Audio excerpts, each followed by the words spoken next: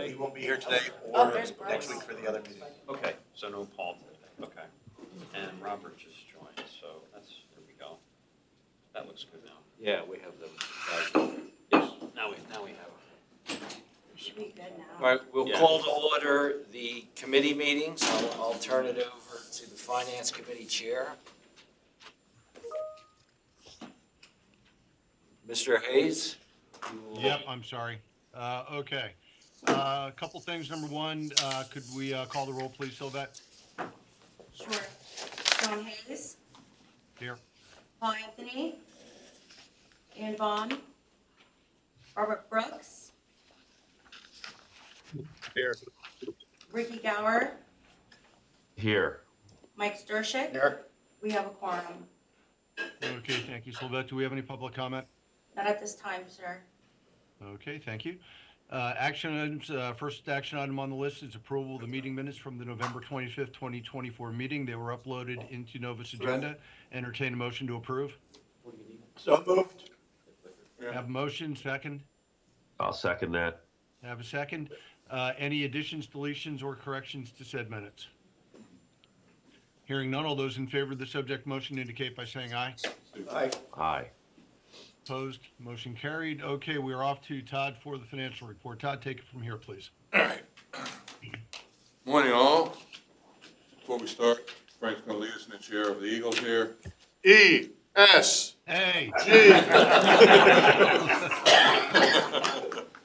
All go righty. Birds. All right, going to December, we had a good month. In case you didn't hear, we had our best December on record. We had a pretty good year. We're over 1 million passengers. First time in a pretty long time we've been over 1 million, over about 20 years. And I want to commend the public relations team, Colin, and your people. The coverage on the numbers this month was fantastic. I saw it in a lot of different places. So well done getting it out there, and people ran with it. And this is kind of just looking at our traffic over the last few years. You can kind of see at the very bottom there, seems like a distant memory back in the COVID year, 2020, but over 1 million there. And this is kind of looking at it from a different perspective, actuals versus our budget, and then you can see what our budget is for next year as far as our estimate for passengers. And this is just kind of breaking down our rankings here. Went back, we have about 31 years of data that I could easily find. But you can see as far as total traffic, this was number 3. As far as aircraft traffic, it was number 11. So you can see the last time we beat that record was 20 years ago on aircraft traffic. And then as far as bus traffic, this was our best year as far as bus traffic ever. And without that rise in bus traffic, we would have not been over 1 million. You can see that without that bus traffic, even if it was as high as it was last year, we still wouldn't have been over 1 million. So that bus traffic contributed more to that million than it ever did in years past. So how many bus routes now? So you've got 5 round trips daily with American to Philadelphia and 3 round trips to Newark on United. And you can see kind of what's going on over there. When we started that in 2022, with the bus route prior to that, it was actual flight. We had some aircraft traffic at that point. With American increasing the bus routes, what are the load factors on the bus? Have they been sharing that information with us? Haven't checked so far this year, John, but when we were wrapping up last year, the load factors were still very strong. I think we were in the 80s and low 90s when we were talking with them.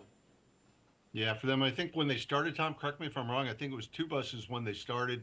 Now we're up to 5, so that's prima facie evidence that they're popular. Agreed. Yep. Okay. And then comparing our traffic to all U.S. airports, so on average, the seats, again, our seats are not quite as robust as all airports, but again, our throughput is doing even better than all airports. You can see that there, about 50% better. And then comparing us to our peers, again, our throughput is doing much better than our peers, and our seats are doing a little bit better as well. You can see that with the exception of Wilkesboro, that we're kind everybody else as far as throughput, and that's because they added debris in Yeah, but Wilkes-Barre had no place to go but up. Jeez, Wow. It's down so far. there. Somebody's probably listening, going, what are you talking about? Anyway. Breaking down the December, and it is preliminary, because we still have some adjustments you have to do. We have to wait for some of the actuarial adjustments, but most of the adjustments are done. It shouldn't be anything significant that we anticipate at this point. We did reverse a bunch of recalls there. We were conservative in some of our estimates, so that contributed to a really good month of December, probably the best December we've had in a long time. You can see we had a budgeted loss, even with without CARES, so we didn't take any CARES, and we did better than we anticipated with CARES. So we had a really good month. Can I ask you a question? Go back to that last slide we were talking about Wilkes-Barre. Why do you think they're up? They added breeze. They added a carrier. Low-cost carrier there now. Well, I know up in that area they have like an economic boom going on right now with like people are flying in from all over the country from Amazon. They're building a huge data center, and there's thousands of people over the last like 2 months that have never been there from all over the country. And probably didn't even know Wilkes-Barre, Pennsylvania existed. Got it. Right? So that's why I was wondering, like, what's the, That's the Berwick Data Center, Justin? What'd you say? That's the Berwick Data Center? Correct. Yeah, and then you also have, is it Microsoft going to build one down outside Harrisburg and restart 3 Mile Island? So we may see the same bump in traffic going to Harrisburg as well. Yeah, that's what I was wondering if that played any, because that would have started 2-3 months ago. So like, did that play any part in, at the end of 2020? I mean, it's hard to say. I was just I don't think so. I mean, it's been pretty consistent most of the year. pretty consistent coming up. Yeah. Okay. I mean, just because they've added it, and as Mike said, they only had one way to go. Right. Pretty down from last year, so. Yeah, I understand. I was just trying to figure it out. No, we're all trying to figure it out. Right. And then this is, like I said, I talked about December, and then this is where we're ending the year at this point. Again, without CARES, we're ending it much better than we thought we would be without CARES. So without CARES, we are at 3.5. We budgeted with CARES about 1.5. So we had a pretty good year overall, and that's based on the staff and board and everybody really doing a good job of managing our expenses and doing what we need to do as far as revenue side. We're pretty much right there as far as net revenue. We're a little bit down, but expenses were well managed. And this is Frank's favorite chart. 12 out of 12. I don't think we've ever had 12 out of 12, so it's good that, and that is if we take out any kind of miscellaneous income and CARES, each and every month by itself was a positive month, especially considering this is a benchmark year for us because we're going to be refinancing our bonds. It's nice to be able to say each and every month we had positive net income, excluding CARES.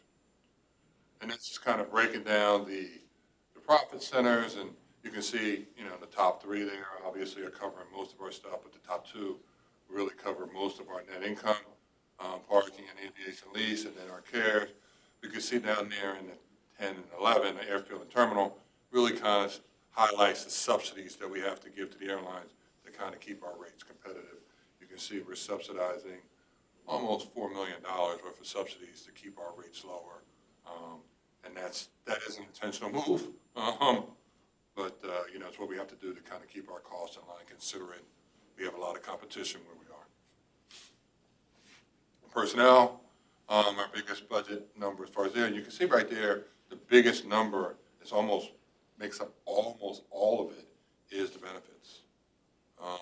Some of that's the conservative assumptions that we made on employees and families versus singles, but it's also the fact that we didn't have as many full-time employees, so they didn't take as much benefits. And then it's the rebate, our conservative estimate on the rebate.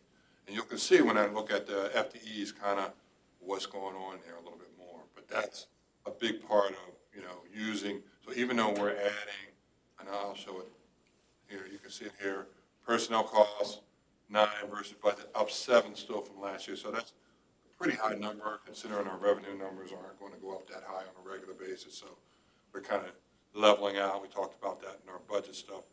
And some of that is on the non-personnel is some of that demolition that we didn't do. We pushed that with the CARES. And this is kind of what I wanted to talk about here.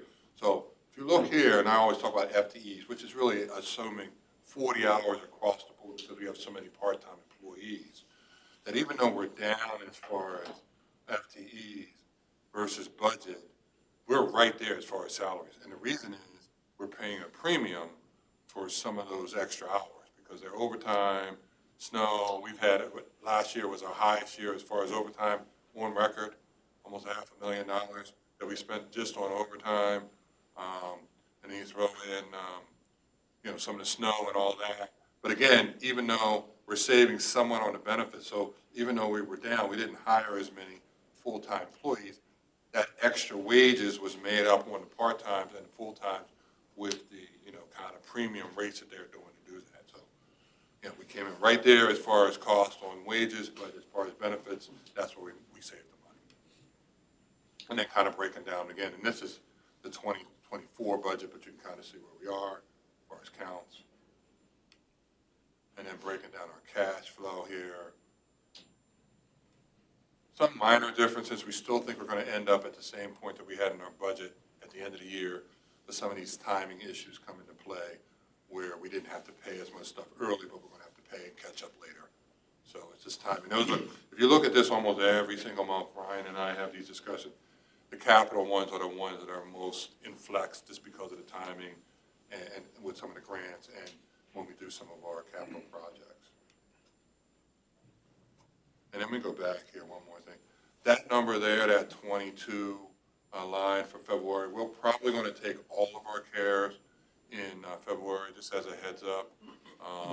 There's rumblings that the Trump administration is going to cut back on folks that didn't use all their money, so we're going to get all of our money in as soon as possible. So that's ready to go relatively soon. I know Shane and Ryan have been working on that. So instead of collecting that 415 later, we're going to collect the 2.4 right away, so it's in the pocket, and then move on. So obviously, we don't want to give any money back.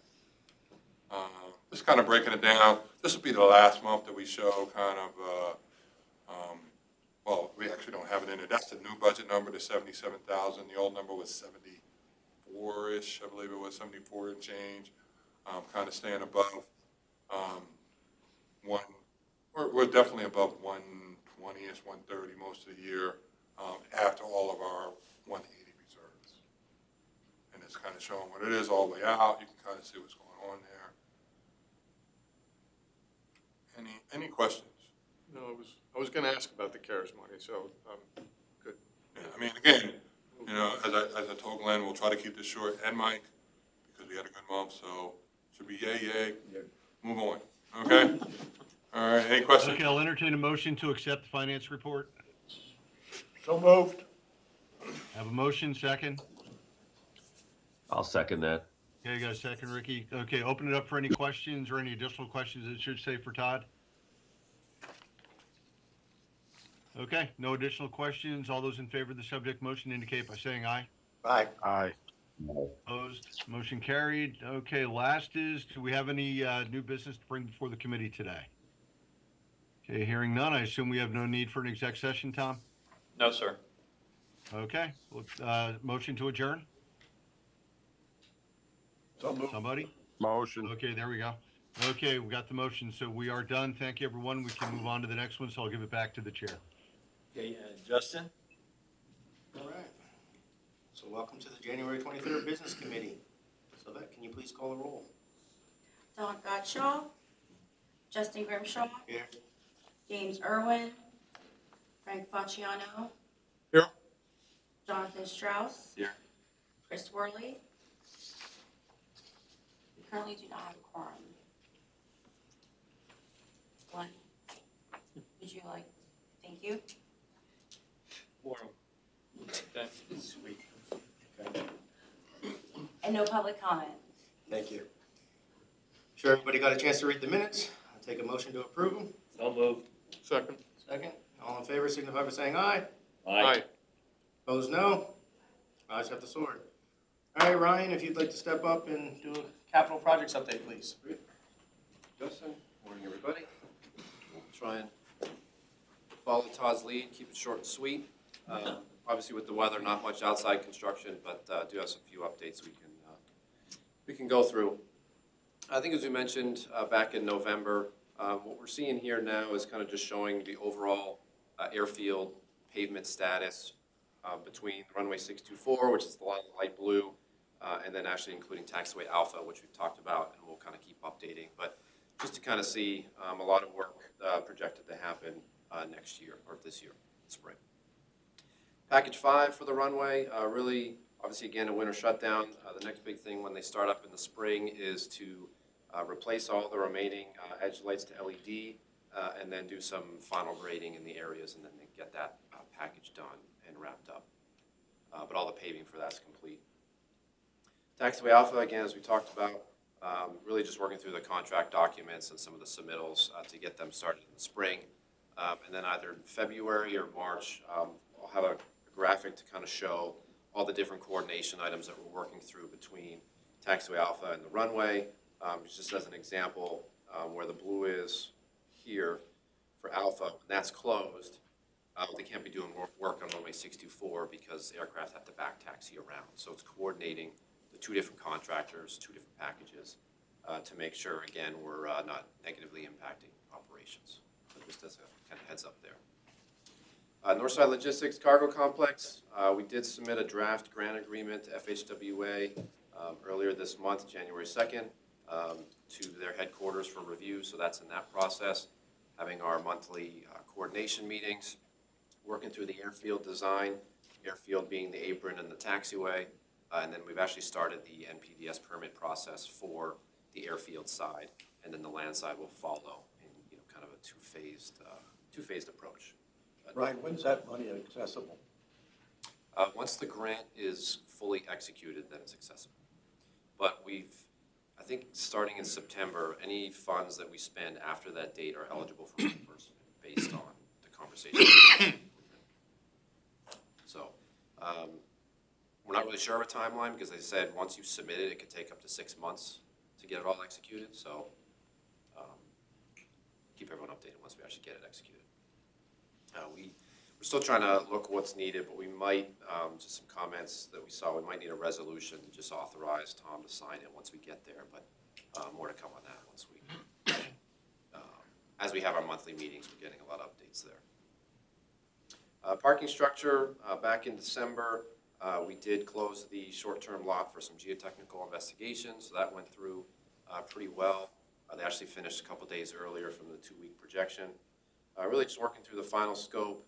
I actually have a kind of an internal meeting scheduled for February 11th to really go through some options, talk about the right sizing, and then continue that forward. But still making some progress there. Any new updates?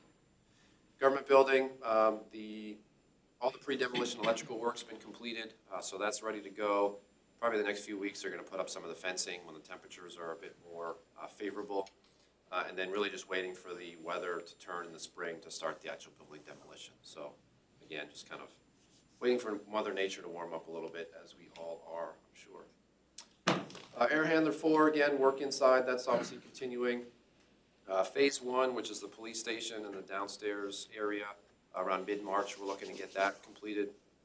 Most of the demolition is done. There's some additional work that's scheduled for February, basically up in the ceiling, but you can see the new air handler has been installed. It's probably about half the size of what the old one was. They're working on some of the duct work and some of the connections, again, to get that up and running. Once phase 1 is complete, phase 2 is up in the Allegiant ticket counter area, so working basically off hours to get that completed. But overall, that project is going well moving forward. Here's some other photos. Again, a lot of the duct work they're doing. Middle picture is the police station, again, all cleared out. You can see some of the new duct work and cabling that they got to do, to work around. So that's been going pretty well. Comprehensive paving, we were looking to do this last fall, but again, the temperatures didn't cooperate. So in the spring, we're looking to start this off, rehabilitating and reconstructing areas of the vehicle service road. When they do that work, runway 1331 needs to be closed because we need to access the other sides of the field. So that work actually has to get done before the the 624 construction starts up again. So again, as I mentioned, coordinating all those different efforts so we're not having both runways closed at the same time. Beta Technologies, I know we've talked about. Everything's basically ready to go. We're just waiting on PPL, or they're waiting on PPL. And then obviously, again, due to the temperatures, they can't close up some of the excavation and grading. But just waiting for that connection, and then we'll provide an update. But overall, everything else is in place. Moving on to Queen City, the 1533 lighting. The vault was energized mid-December. Final inspection with the engineer and the group December 18th. Contractors addressing some punch list items in terms of the vault and just some of the settings in terms of the lights.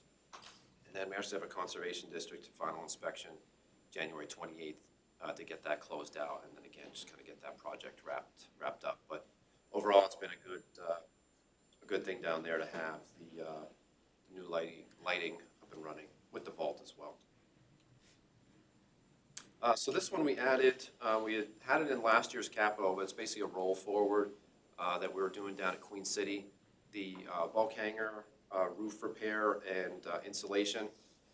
They're actually going to be working during the winter. They already started, but again, the last 2 weeks with the weather, they've shut down for a little while. But basically, you can see here, it should only take about 2 weeks to complete, but they started a section of Area 3, which is kind of on the west there, and then they'll be moving forward. So they're coordinating with us, getting that complete, but that'll be a good one to get done, hopefully, at least by the end of February at the latest. So more updates on that as we go. Taxiway Alpha feasibility study, which we talked about. We did have a review meeting with the engineers just this past week, and then another one before that. We're reviewing basically the alternatives, getting the report kind of finalized, and having a conversation with the FAA of what they want us to do. So more to come on that, of what the fix is going to be for that feasibility study. And then moving on to Braden, the runway edge lighting, again, that grant from the BOA. We're currently reviewing the 60% design set right now. Looking to be done here in the next few months to put this project out to bid. But before we do that, we just got to prepare all the necessary documents for PennDOT to review to make sure they're good with everything before we put it out on the street. Again, not much changes in the runway edge lighting. The PAPI, which is the Precision Approach Path Indicator lighting for pilots, which is something we've never had down there, so I think that should be a good amenity. This has been updated since the last committee meeting. The top one there I'm showing on the table, that's package 4 for the runway. The work is done. It's basically in closeout, but we're showing it because we're still owed some funding. You can see with the grant receipts, so that's why it's still shown. Everything else has kind of been updated, and you can see the goal is to have the expended project cost be as close to the grant receipts as possible, so that, as Todd mentioned with the cash flow, as we're spending the money, we're getting the money back. So that's why we really track that as we go. And then the other thing, I'll kind of keep showing this as we go throughout the year, but just kind of as again, as a January, kind of starting off the year, this is all of our really condensed, but really it's our 25 CIP Exhibit A capital budget. So it has ABE, Queen City, and then the major non-grant projects. So again, we'll kind of go through this every month as it goes, but kind of showed the estimated construction start, and then again with some of these timings, the estimated completion. Some of them we're looking to finish this year, others are going to be a multi-year that go over.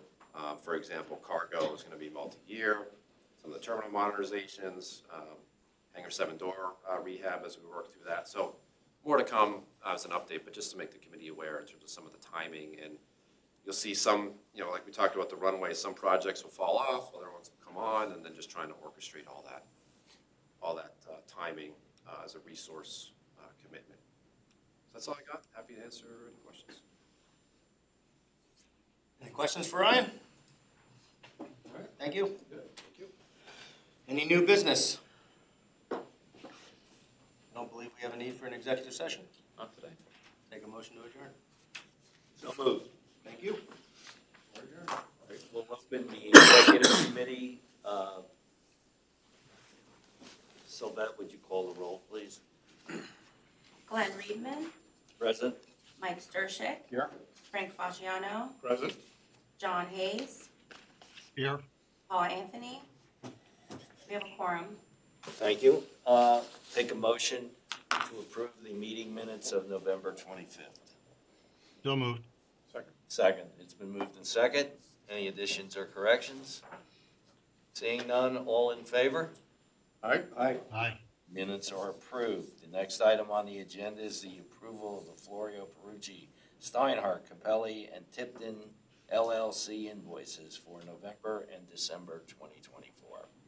Have a motion, Mike, second by Frank. Any questions on the invoices? Seeing none, all those in favor? Aye? Aye. Motion. Aye. The invoices are moved. Need to shorten their name. We did the initials. Or just Any new business? We have none. Madam Solicitor, any need for an executive session? There is not. Okay. I just remind everybody before adjournment that on Tuesday we will be meeting at 9 a.m. And Mr. Chair, just FYI, I will not be at the Tuesday meeting. That conflicts with my regular bank board meeting. Okay, John, thank you. Yep. And I won't be here either. And Frank won't be here either. Okay. All right. If there is no other business, take a motion for adjournment. We are adjourned. We'll see everyone Tuesday morning at 9. Go Birds. Yeah.